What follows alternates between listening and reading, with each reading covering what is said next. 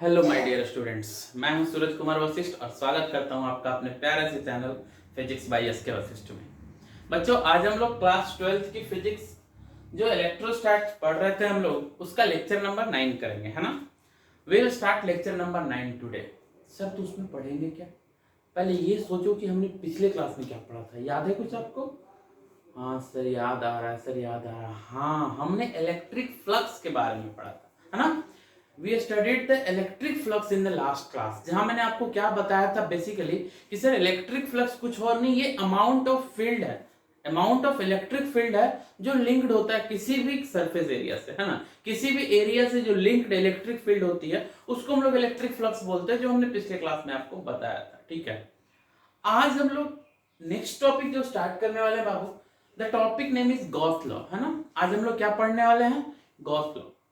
किसी किसी बुक में आपने गॉस थ्योरम भी लिखा हुआ देखा होगा, है ना। कहीं कहीं गॉस थ्योरम भी लिखा होता है और कहीं कहीं गॉस लॉ भी लिखी होती है ना। दोनों में कंफ्यूज नहीं होना। बेसिकली हम लोग कुलम्स लॉ का यूज करते हुए गॉस लॉ डिराइव करेंगे, इसीलिए उसको गॉस थ्योरम भी बोल दिया जाता है कि जब आप एक लॉ को मानते हुए, एक लॉ को अज्यूम करते हुए किसी दूसरे लॉ तक पहुंचते हो ना, तो उसको आप थ्योरम भी बोल सकते हैं, जिसकी प्रूफ हम लोग करेंगे कुलम्स लॉ का यूज करते हुए। ठीक है ना, क्योंकि हम लोग कुलम्स लॉ यूज करें इसलिए इसको गॉस थ्योरम भी बोल सकते हैं।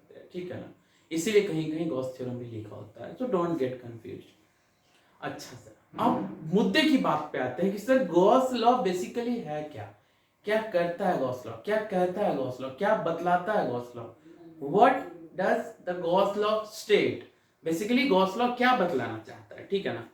तो बेटा सबसे पहले अगर कुछ थोड़ी सी जानकारी, जो आम जानकारी मैं आपके साथ शेयर करना चाहता हूँ फॉर योर जस्ट छोटा सा इंफॉर्मेशन जान लीजिए कि बेसिकली गॉस लॉ जो था सबसे पहले फॉर्मुलेट किया गया था जोसेफ लुई लैग्रेंज के द्वारा इन 1773। ठीक है ना, कुछ फॉर्मुलेशन हुई थी, ठीक है ना, और उस फॉर्मुलेशन का यूज करते हुए, ठीक है ना, कार्ल फ्रेडरिक गॉस ने 1835 में इस लॉ की क्रिएशन करी थी। ठीक है ना, गॉस लॉ को क्रिएट किया। तो इनका नाम ही क्या था? Karl Frederick Gauss. तो जो लॉ उन्होंने क्रिएट करा उस लॉ का नाम भी क्या होना चाहिए? तो ऑब्वियस है सर कि गॉस लॉ नाम होना चाहिए। हालांकि इस लॉ की क्रिएशन 1835 में हुई थी, इसकी पब्लिशिंग काफी लेट से जाके हुई थी। ठीक है ना, 1867-68 तक तो इसकी पब्लिशिंग तक नहीं हुई थी। ठीक है ना, बाद में यही लॉ प्लैंक्स के इक्वेशंस में भी शामिल हुआ है। ठीक है ना, खैर उन सब चीजों पे मैं नहीं जा रहा, बस आप इतना जान लीजिए कि सर सबसे पहले गॉस लॉ जो कुछ भी कहता है उसकी मैथमेटिकल फॉर्मुलेशन कहां से स्टार्ट हुई थी? तो सर जोसेफ लुई लैग्रेंज ने 1773 में उसको फॉर्मुलेट किया था। अगर किसी ने पूछा तो बता देना, थोड़ी सी जानकारी है रखना आपके पास। और सर इस लॉ को बेसिकली क्रिएट किसने करा था ये आपको जानकारी रखनी है कि कार्ल फ्रेडरिक गॉस ने 1835 में ये लॉ क्रिएट करा था, जिसकी पब्लिशिंग काफी लेट से जाके हुई। लेकिन ये लॉ को क्रिएट कब कर लिया गया था? तो 1835 में। Okay, now the question arises कि सर अब ये तो बता दीजिए ना, अब तो सस्पेंस खत्म करो कि सर गॉस लॉ कहता क्या है। ठीक है ना, चलिए अब मुद्दे की बात पे आते हैं कि what does the Gauss law state, है ना। गॉस लॉ बेसिकली बताता क्या है? तो बाबू गॉस लॉ आपको रिलेशन बताएगा। ठीक है ना, देखिए ध्यान से, मैंने आपको क्या बताया कि फ्लक्स, ठीक है ना, तो फ्लक्स के बारे में क्या बताया था मैंने? फ्लक्स के बारे में बताया था कि amount of electric field linked to a surface area, किसी भी एरिया से लिंक्ड इलेक्ट्रिक फील्ड की जो अमाउंट होती है उसको आप फ्लक्स बोलते हो। ठीक है ना, तो किसी भी क्लोज्ड सरफेस, ध्यान से देखिए, किसी भी क्लोज्ड सरफेस से एसोसिएटेड फ्लक्स, ध्यान से देखिए, किसी भी क्लोज्ड सरफेस से एसोसिएटेड फ्लक्स और उसके अंदर इनक्लोज्ड चार्ज, उसके बीच का रिलेशन आपको गॉस लॉ से पता लगता है। ठीक है ना, तो basically what does Gauss law state, या in what manner does the Gauss law help us, किस मैनर में गॉस लॉ हमारी मदद करता है? तो उसका जवाब मैंने क्या दिया आपको कि सर इट हेल्प्स, या फिर it gives us the relation, the Gauss law gives us the relation, ये आपको रिलेशन प्रोवाइड करता है बिटवीन द चार्ज, या फिर बिटवीन द फ्लक्स, पहले लिखते हैं between the flux associated, between the flux associated with a closed surface, with a closed surface, जिसको हम लोग गॉसियन सरफेस बोलेंगे, उस क्लोज्ड सरफेस को ही हम लोग क्या बोलते हैं? गॉसियन सरफेस बोलते हैं, ठीक है ना। With a close surface and the charge enclosed and the charge inside it, आप ऐसे बोल सकते हो, charge inside it, enclosed inside it, या फिर सिंपली इनसाइड इट। तो सर बेसिकली हमने क्या जाना, हमने ये जाना कि गॉस लॉ कर क्या रहा है साहब, तो गॉस लॉ हमको रिलेशन प्रोवाइड कर रहा है। क्या प्रोवाइड कर रहा है? रिलेशन प्रोवाइड कर रहा है। किसके किसके बीच?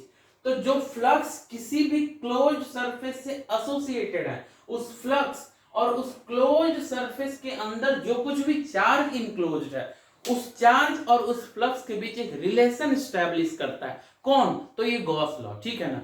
कैसा रिलेशन होता है ये भी हम लोग देखेंगे, क्यों वो रिलेशन आता है इसका प्रूफ भी हम लोग देखेंगे। सबसे पहले हमने जाना कि गॉस लॉ स्टैब्लिश किसने करा, who created the Gauss law.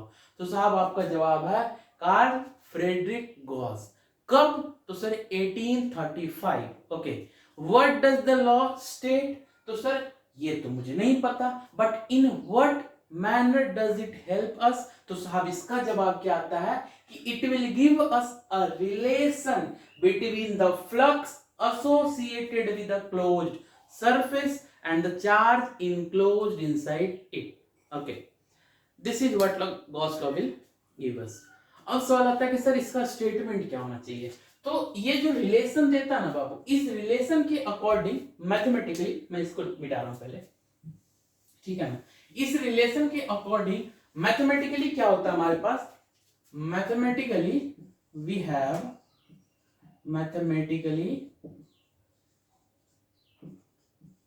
Have, देखिए क्या रिलेशन देता है कि जो टोटल फ्लक्स होता है एसोसिएटेड किसी भी क्लोज सरफेस से, ये करा ना, total flux associated with a close surface, ये सरफेस कैसा होना चाहिए? Close surface. तो ये क्लोज सरफेस से एसोसिएटेड जो फ्लक्स होता है, तो देखिए क्लोज सरफेस से एसोसिएटेड फ्लक्स, तो मान लिया ये हो गया आपका एलिमेंट्री फ्लक्स, ये हमने बताया था आपको, है ना। ये हो गया आपका एलिमेंट्री फ्लक्स, और ये हो गया क्लोज इंटीग्रल उसका, जिसको सरफेस इंटीग्रल भी बोलते हैं। तो क्लोज सरफेस के लिए जो टोटल फ्लक्स होगा, इलेक्ट्रिक फील्ड, है ना, और उसका एलिमेंट्री सरफेस एरिया, तो एलिमेंट्री फ्लक्स, ठीक है ना, जिसको आप d5 बोल सकते हैं, पिछले क्लास में हमने पढ़ा था। और d5 को जब आप इंटीग्रेट कर दोगे ओवर द होल सरफेस, तो बताइए ये सरफेस इंटीग्रल हो गया पूरे सरफेस के लिए। तो ये जो टोटल फ्लक्स की वैल्यू होती है mathematically, that is 1/ε0 times the total charge enclosed.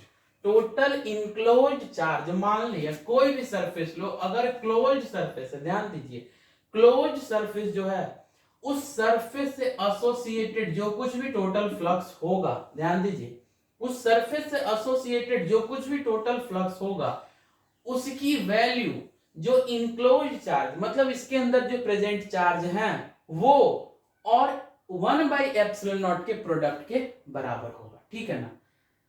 Sir ऐसा क्यों होता है बेटा, ये तो हम लोग प्रूफ में पढ़ेंगे, लेकिन मैथमेटिकली गॉस लॉ आपको यही बताता है। सर इनफैक्ट क्या बताता है कि क्लोज सरफेस से एसोसिएटेड फ्लक्स और चार्ज के बीच क्या रिलेशन है। तो मैथमेटिकली साहब ये रिलेशन है कि जो फ्लक्स था वो charge divided by epsilon not या चार्ज इनटू 1/ε0 के बराबर होगा, ठीक है ना। कैसे होता है ये प्रूफ में जानेंगे।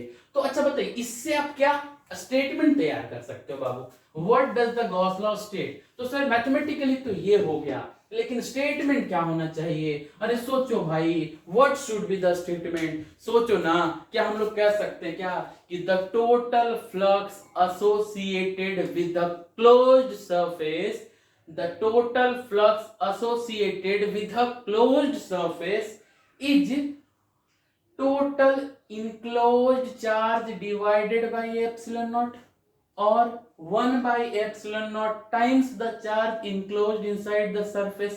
Can we write that or not? बोलो। yes we can. okay, चलिए मैं स्टेटमेंट लिखता हूं।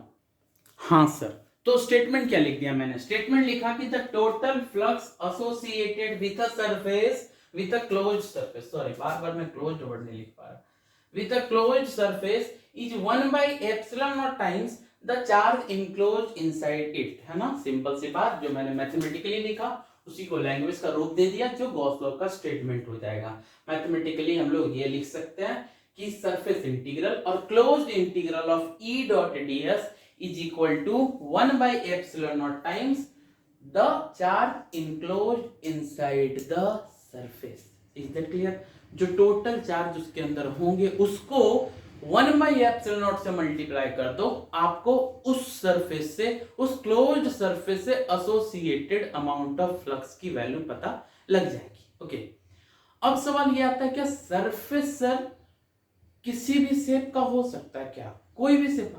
तो हाँ, आप ध्यान दीजिए, सरफेस किसी भी शेप का हो सकता है, ठीक है ना। अगर नहीं भी है तो आप कोई हाइपोथेटिकल सरफेस कंसीडर कर सकते हो, ठीक है ना, एज पर योर कन्वीनियंस। जो हम लोग आगे कुछ एप्लीकेशन जब इस लॉ की करेंगे ना, तब हम लोग देखेंगे कि हाँ सर आप सही बोलते थे, ठीक है ना। तो surface can be of arbitrary shape, कोई भी शेप का हो सकता है, जो आपको अपनी सुविधा के हिसाब से वो चूज कीजिएगा, ठीक है ना। जब इसका एप्लीकेशन हम लोग कर रहे होंगे तब ये एक हाइपोथेटिकल सरफेस होता है। इसका मतलब कि अगर सरफेस मौजूद है तब तो अच्छी बात है, नहीं है तो मान लीजिए, एज्यूम कर लीजिए, ठीक है ना। वो भी हम लोग देखेंगे जब एप्लीकेशन ऑफ गॉस लॉ कर रहे होंगे तब। सर तो अब क्या हुआ? अब हमने एक और चीज सीख ली। पहले तो हमने सीखा कि गॉस लॉ किसने लाया, गॉस लॉ किसने बनाया, फिर सीखा कि गॉस लॉ क्या बतलाया, गॉस लॉ कौन सा रिलेशन बताता है, क्यों ये गॉस लॉ कहलाता है। फिर हमने सीखा कि सर गॉस लॉ मैथमेटिकली क्या बता रहा है। तब हमने बोला कि सर उसका स्टेटमेंट क्या बन पा रहा है। तो हमको क्या नजर आ रहा है कि sir the Gauss law states that the total flux associated with the closed surface, किसी भी क्लोज्ड सरफेस से एसोसिएटेड जो टोटल फ्लक्स की वैल्यू होगी वो total enclosed charge divided by epsilon not के बराबर होती है, ठीक है ना। अब हम लोग के सवाल आता है दिमाग में, कैसे, ऐसा क्यों होता है सर, ये रिलेशन क्यों आता है सर? अगर मैं प्रूफ दे दूं तब तो मान लोगे ना। चलिए प्रूफ पे आते हैं और हम लोग देखते हैं कि गॉस लॉ कैसे प्रूफ होता है, ठीक है ना। ओके, अब it comes the turn off the proof of Gauss law, ठीक है ना। गॉस लॉ के प्रूफ पे आते हैं, ठीक है ना। क्या कहता था गॉस लॉ, ये मुझे पता लग गया, ठीक है ना। अच्छा, अपन को पहले प्रूफ करने से पहले ये सोचना होगा ना सर कि हमको प्रूफ क्या करना है। याद है बचपन में जब हम लोग ज्योमेट्री पढ़ते थे 9th 10th में, तो टू प्रूफ जरूर लिखते थे ताकि दिमाग में बतिया बैठल रहे कि सर अपन को प्रूव क्या करना है, हम लोग को पहुंचना कहाँ है ना। तो करते जा रहे हैं, जो प्रूव करना था वो आ भी गया, मुझे पता नहीं कि क्या प्रूव करना था, बढ़ते जा रहा है। सर पहले क्या प्रूव करना है, सो माइंड में बिठा लो क्या प्रूव करना है अपन को सर ये प्रूव करना है। तो टू प्रूव लिख देते हैं, माइंड में बिठा लीजिए, ये लिखना नहीं है, बस दिमाग में सेट कर लीजिए कि प्रूव क्या करना है अपन को ये प्रूव करना है सर कि जो क्लोज इंटीग्रल से टोटल फ्लक्स की वैल्यू, जो क्लोज इंटीग्रल का यूज करते हुए टोटल फ्लक्स की वैल्यू अपन लोग निकालते हैं, उसकी वैल्यू क्या होनी चाहिए? तो total enclose charge divided by epsilon not होनी चाहिए कि नहीं? अरे बोल दो यस। चलिए देखते हैं क्या सच में ये आता है कि नहीं आता, ठीक है। चलिए प्रूफ। अच्छा, अपन क्या लिख सकते हैं कि consider a close spherical surface, है ना। स्फेरिकल की सुविधा के हिसाब से मैंने बोला ना हम लोग यूज करेंगे, ठीक है ना। थोड़ा सा सिमेट्रिकली भी फिट बैठता है ये स्फेयर, इसलिए करते हैं, नहीं तो कैलकुलेशन थोड़ा सा कॉम्प्लेक्स होता है, ठीक है ना। तो क्या हुआ कि स्फेरिकल सरफेस हमने माना, क्लोज्ड स्फेरिकल सरफेस जिसका रेडियस अपन को पता है कि r है। इसका रेडियस कितना है? r है, ठीक है ना। इसकी रेडियस गिवन है कितनी? r। चलिए अब इसके सेंटर पे एक चार्ज अपन लोग मान लेते हैं बेटा q, चार्ज मान लेते हैं q। क्लियर है? चलिए लिखते हैं, let us consider a closed sphere of radius r and having a charge q at its center,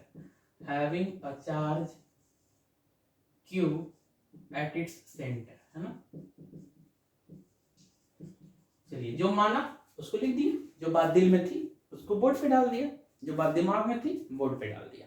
अब एक नजर डालिए, हम लोग को करना क्या साहब, हम लोग को फ्लक्स की वैल्यू निकालनी है, ठीक है ना। ये गॉस लॉ कहता है कि फ्लक्स की वैल्यू ये होनी चाहिए, लेकिन हमारा फ्लक्स का कॉन्सेप्ट क्या कहता है कि सर फ्लक्स की वैल्यू अगर आपको निकालनी हो ना तो इलेक्ट्रिक फील्ड वेक्टर, ध्यान देना, इलेक्ट्रिक फील्ड वेक्टर और एरिया वेक्टर का डॉट प्रोडक्ट कर दो। तो अपन को इलेक्ट्रिक फील्ड वेक्टर तो पता लग रहा है सर, एरिया वेक्टर क्या करना है? तो सर एक काम कर सकते हैं हम लोग, क्यों ना हम लोग एक छोटे से सरफेस के लिए फ्लक्स निकाल दें, एक छोटे से सरफेस के लिए फ्लक्स निकाल दें और पूरे सरफेस के लिए सबको बारी बारी से जोड़ देंगे। सबको जब एक साथ जोड़ते हैं छोटे छोटे पार्ट को, तो क्या इंटीग्रेट कर रहे होते हैं हम लोग, क्या हम लोग इंटीग्रेट कर रहे होते हैं? और क्या वो क्लोज सरफेस है? क्या क्लोज इंटीग्रल होगा? क्या क्लोज इंटीग्रल होगा क्या? हाँ सर, यानी क्या हम लोग यहाँ पहुंच सकते क्या? हाँ सर, चलिए पहुंचने की कोशिश करते हैं। तो बेटा जब प्लस क्यू वाले चार्ज की वजह से एक छोटा सा सरफेस हम लोग लेते हैं, मान लिया ये सरफेस, ठीक है ना, ध्यान देना, छोटा सा सरफेस जिसकी एरिया हम लोग क्या मान लेते हैं? डीएस, जिसकी एरिया क्या मानते हैं? डीएस। आपको क्या लगता है डीएस का डायरेक्शन ये होना चाहिए? सोचो ना, चलिए इसको दूसरे रंग से लिखता हूं, ठीक है। डीएस का डायरेक्शन ये होना चाहिए क्या? होना चाहिए ना। अच्छा, अब देखो अगर डीएस अपन को पता है, एक बात बताओ, इस चार्ज की वजह से, इस चार्ज क्यू की वजह से, इस चार्ज क्यू की वजह से जो इलेक्ट्रिक फील्ड होगी, क्या उसकी वैल्यू भी इधर ही होगी क्या?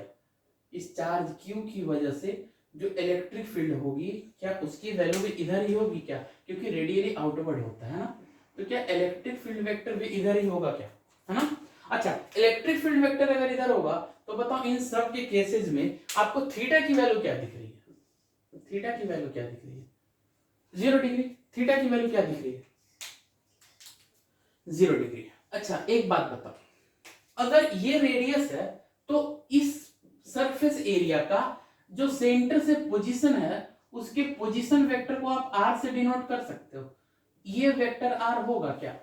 है ना, सोचो ना। और ये अगर वेक्टर r होगा तो यहाँ पे वेक्टर r और इसके बीच का भी थीटा कितना ले रहे हो? 0 डिग्री लोगे क्या? 0 डिग्री लोगे क्या? हाँ सर, मतलब कुछ इंफॉर्मेशन हमको जो इस फिगर से पता लग रहा था वो हमने अपने पास कलेक्ट कर लिया। क्यों? क्योंकि सर हो सकता है कि जब हम जर्नी में हो तो हमको इसकी जरूरत पड़े, होता ना, कभी जाते हैं मान लिया तो खाने के लिए कुछ नमकीन भी रख लिया, कुछ मीठा भी रख लिया, कुछ स्पाइसी भी रख लिया, कुछ फ्रूट्स भी रख लिए। क्यों? हो सकता है सर जब जैसा मूड उसके हिसाब से खाएंगे, ठीक है ना। तो सर अपने क्या कर लिया, अपन ने सर आर और डीएस के बीच का भी एंगल निकाल लिया, अपन ने ई और डीएस के बीच का भी एंगल निकाल लिया। क्यों निकाला? क्यों निकाला? तो सर हो सकता है जरूरत पड़ जाए, नहीं पड़ा तो कोई दिक्कत नहीं है, ठीक है। अब देखते हैं, देखो क्या होता है, electric field at the position of DS, लिखते हैं electric field at the point of ds, ds vector के पॉइंट पे जो इलेक्ट्रिक फील्ड की वैल्यू होगी उसको अपन लोग क्या लिख सकते हैं बाबू? देखो तो क्या हम लोग लिख सकते हैं कि vector E is equal to, ध्यान देना, vector E is equal to 1/4 pi epsilon not, 1/4 pi epsilon not q upon r cube into vector r। लिख सकते हैं क्या? लिख सकते हैं क्या? यहाँ हमने इलेक्ट्रिक फील्ड को वेक्टर फॉर्म में लिखा है, हमने यहाँ इलेक्ट्रिक फील्ड को किस फॉर्म में लिखा? वेक्टर फॉर्म में लिखा।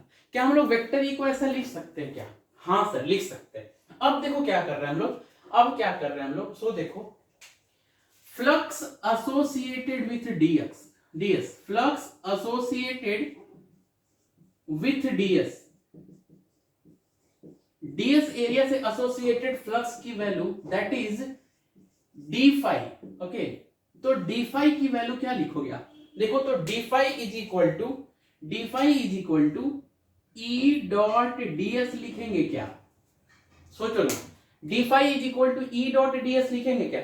और जब d phi is equal to E dot DS लिखेंगे ना बाबू, तो ई डॉट डीएस की वैल्यू देखो अपन लोग क्या ले आते हैं, ई की वैल्यू रख दी 1/4 pi epsilon not q by R cube into vector r और डॉट डीएस। लिख सकते हैं कि नहीं लिख सकते? सोचो ना, देखो देखो देखो, हाँ सर ऐसा तो लिख सकते हैं हम लोग, ऐसा लिख सकते हैं हम लोग, ठीक है ना। अब देखिए हमारी कहानी कहां सिमट के आ जाती है, अब हम लोग कहां पहुंच रहे हैं क्या? देखो देखो, क्या हम लोग ऐसा लिख सकते हैं क्या sir? That implies E dot DS is equal to 1/4 pi epsilon not q by R cube into R DS cos theta. आपको पता है दो वेक्टर्स का dot product a dot b, A B cos theta, है ना। तो r dot ds cos theta, theta की value अपन को किसके किसके बीच का एंगल देखना चाहिए, सोचो ना, r और ds के बीच, है ना। r और ds के बीच क्या है, r और ds के बीच की एंगल, है ना। देखो ये चीज अगर आपने लिख लिया तो मैं इसको मिटाऊंगा, है ना।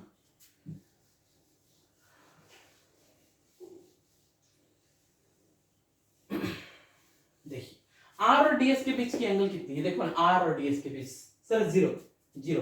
देखो इंफॉर्मेशन काम दे रहा है ना, जरूरत पड़ रही है ना। चलिए देखते हैं। तो सर E डॉट ds क्या लिख रहे हैं हम लोग, E डॉट ds इसकी वैल्यू हो गई अपन को 1/4 pi epsilon not q by r square, और r ds की वैल्यू cos 0 की वैल्यू 1, तो इसको हमने लिख दिया r into ds, sorry r cube था ना, r क्यूब। अच्छा एक r से एक r कैंसिल हो जा रहा है बाबू, ठीक है ना, तो ये इसको r स्क्वायर बना देगा, है ना। अच्छा अब देखो तो eds की वैल्यू क्या हो जाएगी, eds की वैल्यू क्या हो जाएगी 1/4 pi epsilon not q by r square into ds। अच्छा अपन को E डॉट ds की वैल्यू मिल गई, E डॉट ds की वैल्यू हम लोग को मिल गई। अब हम लोग क्या कर सकते हैं सर, तो अब हम लोग सर इसका क्लोज्ड इंटीग्रल निकाल दो। ओके चलो क्लोज्ड इंटीग्रल निकाल के देखते हैं सर, क्लोज्ड इंटीग्रल निकालते हैं। देयरफॉर जो आप क्लोज्ड इंटीग्रल या फिर सरफेस इंटीग्रल निकालेंगे किसका, E डॉट ds का, तो आप सर इसका इंटीग्रल कर दो 1/4 pi epsilon not q by r square into ds। देखिए कुछ कांस्टेंट से जो बाहर निकल सकते हैं, तो इसकी वैल्यू जब आप निकाल रहे होंगे तो देखो कौन कौन सा कांस्टेंट बाहर निकल गया, 1/4 pi epsilon not into Q, R की वैल्यू देखो, क्या आर भी कांस्टेंट दिख रहा है क्या सर। तो देखिए ना ऐसा कितना भी सरफेस आप ले लीजिए ना, आपको सब के लिए इस आर की वैल्यू सेम दिखेगी बेटा, है ना, सब जगह सेम दिख रहा है सर, तो ये भी कांस्टेंट था। तो क्लोज्ड इंटीग्रल आप किसका कर देते हो, ds। अब ये क्लोज्ड इंटीग्रल जिस सरफेस के लिए आप कर रहे हो वो तो निकला बेचारा स्फेरिकल, और स्फेयर की टोटल सरफेस एरिया आपको पता है, मुझे पता है कि आपको नहीं पता, पता है ना, अच्छी बात। तो सर क्लोज सरफेस इंटीग्रल जब आप इसका निकाल रहे हो तो सर सिंपल तो है sir 1/4 pi epsilon not q by r square, और सर सरफेस है स्फेरिकल तो 4 पाई r स्क्वायर होगा, है ना। सर 4 पाई ले गया, 4 पाई को r स्क्वायर ले गया, r स्क्वायर, अरे तेरी के का मिल गया भैया, देखिए ना हमको तो वही दिख रहा है ना जो आप बोले थे, E dot ds is equal to q by epsilon not.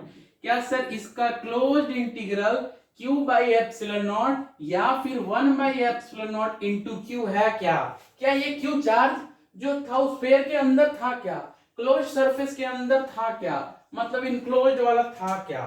अरे सर हाँ सर सही बोल रहे सर, क्या गॉस साहब सही थे, क्या गॉस लॉ सही था, क्या उसका प्रूफ मिल गया क्या हम लोग यही ढूंढ रहे थे क्या सर, हमको सब कुछ मिल गया। गॉस लॉ किस चीज का रिलेशन एस्टेब्लिश करता अपने को पता लग गया, गॉस लॉ का स्टेटमेंट क्या है पता लग गया, मैथमेटिकल पार्ट क्या होना चाहिए ये सर, ये कैसे आया आपको दिखा कैसे आया। तो क्या हमने गॉस लॉ की प्रूफ सीख ली, क्या हमने सीख लिया, क्या बोलते हो भाई, सीख लिया क्या, मुझे नहीं लगता आपको आया क्या, ओके अच्छी बात। चलिए अब कुछ अहम जानकारियां जो गॉस लॉ के रिगार्डिंग आपको पता होनी चाहिए, है ना, क्या है वो सो सुनिए। हाँ तो ऐसी क्या अहम जानकारी है सर जो पता होनी चाहिए, तो साहब देखिए कुछ अहम जानकारी है, ठीक है ना, होप आपने इसको समझ लिया होगा, नोट कर लीजिएगा, ठीक है ना।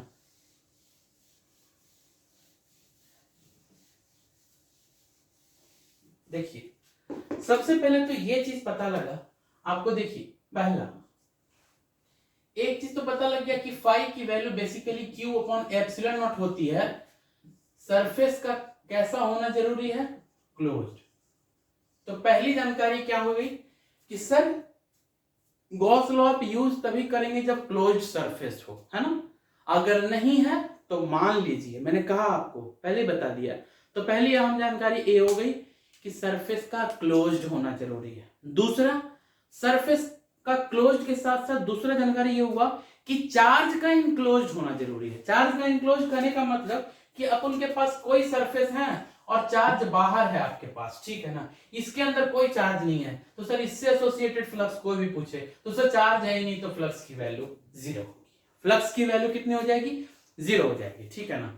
दूसरा इंफॉर्मेशन, तीसरा इंफॉर्मेशन क्या हो सकता है गॉस लॉ के? पहला तो ये हो गया, दूसरा ये हो गया, तीसरा ये होगा, देखो फ्लक्स अगर आप charge divided by epsilon not करते हो। अब एक बात बताओ, मान लिया एक छोटा सा स्फीयर, ध्यान दीजिए, एक इससे बड़ा स्फीयर, एक इससे बड़ा स्फीयर, एक इससे बड़ा स्फीयर, एक कोई क्यूब, ध्यान दीजिए, एक कोई क्यूबॉइड, ध्यान दीजिए, है ना। अब 4-5 को चार्ज ले लीजिए हाथ में, सबका क्यूब, एक एकरा में डाल दीजिए क्यूब, एक इसमें डाल दीजिए, इसमें डाल दीजिए, एक इसमें डाल दीजिए, एक इसमें डाल दीजिए, ठीक है ना, एक यहां डाल दीजिए। एक बात बताओ, फॉर्मूला तो सब में यही लगेगा, क्यों? क्योंकि सरफेस क्लोज्ड है ना। अब सोचो, क्या सर इनक्लोज्ड चार्ज की वैल्यू इसमें क्या थी? क्यों? इसमें क्या थी? क्यों? इसमें क्या थी? क्यों? इसमें क्या थी? क्यों? इसमें क्या थी? क्यों? इसमें क्या थी? क्यों? अगर पुट करेंगे, क्या सब में फ्लक्स की वैल्यू सेम आएगी क्या? है ना। यानी जो क्लोज्ड सरफेस था, क्या उसका साइज मैटर करता है क्या? अरे बोलो, क्या साइज मैटर करता है क्या? अरे साइज का मतलब सरफेस का साइज, जो क्लोज्ड सरफेस था, क्या उसका साइज मैटर करता है क्या? जब आप गॉस लॉ यूज कर रहे हो तो क्या size of the closed surface matters? नहीं। क्या शेप मैटर करता है? जैसे हम लोग स्फीयर से क्यूबिकल और क्यूबॉइडल बन गया, तो भी शेप भी मैटर नहीं कर रहा। मतलब जो क्लोज्ड गॉसियन सरफेस आप अज्यूम करेंगे, सर वो गॉस लॉ को ओबे तो करेगा ही करेगा, लेकिन उसका शेप कुछ भी हो, इट डजंट मैटर, उसकी साइज कुछ भी हो, it doesn't matter. The only thing which matters to us is the charge present inside it. And third thing, the position of the charge also doesn't matter। कि मान लीजिए अगर charge centre पे ले लो, कहीं कॉर्नर पे ले लो, जो इनक्लोज्ड चार्ज है वो तो वही रहेगी ना वैल्यू। तो इनक्लोज्ड चार्ज का पोजीशन भी कुछ भी हो, it is also not going to affect the amount of flux, है ना। Gauss law simply Q by epsilon not होता है। तो कुछ जानकारी जो आपने गॉस लॉ के बारे में ली, क्या क्या, कि सर चार्ज का इनक्लोज्ड होना जरूरी है, सरफेस का क्लोज्ड होना जरूरी है, सर सरफेस का शेप और साइज मैटर नहीं करता, चार्ज की पोजीशन भी मैटर नहीं करती। अगर सर चार्ज इनक्लोज नहीं है, फ्लक्स की वैल्यू जीरो होगी। Is that clear? अगर सर सरफेस क्लोज नहीं है, we can't use the Gauss law over there. ऐसा नहीं है कि आप वहां पे गॉस लॉ यूज कर देंगे, आप वहां पे गॉस लॉ यूज नहीं करेंगे, ठीक है ना। तो ये कुछ अहम जानकारी थी जो मैंने आपसे शेयर करी रिगार्डिंग द गॉस लॉ, ठीक है ना। इसको लिखने की जरूरत तो है नहीं, आप समझ गए होंगे, अपने लैंग्वेज में लिख सकते हैं इसको, ठीक है ना। यहां तक में बेटा अगर कोई डाउट हो ना, आप मेरे से कमेंट सेक्शन में पूछ सकते हैं, मैं उसको अगले लेक्चर में सॉर्ट आउट करने की कोशिश करूंगा, ठीक है ना। तब तक के लिए एक अच्छा सा नोट्स तैयार कीजिए, इस पे बैठ के प्रॉब्लम्स की प्रैक्टिस करो, कुछ फ्लक्स का क्वेश्चन बनाओ, कुछ गॉस लॉ के क्वेश्चन बनाओ। अगले लेक्चर में हम लोग गॉस लॉ का अलग अलग एप्लीकेशन सीखेंगे, ठीक है ना, और मजा आने वाला, ठीक है। तो दिल थाम के बैठिए और फिर मिलिए मेरे से अगले लेक्चर में, ठीक है ना। तब तक के लिए गुड बाय।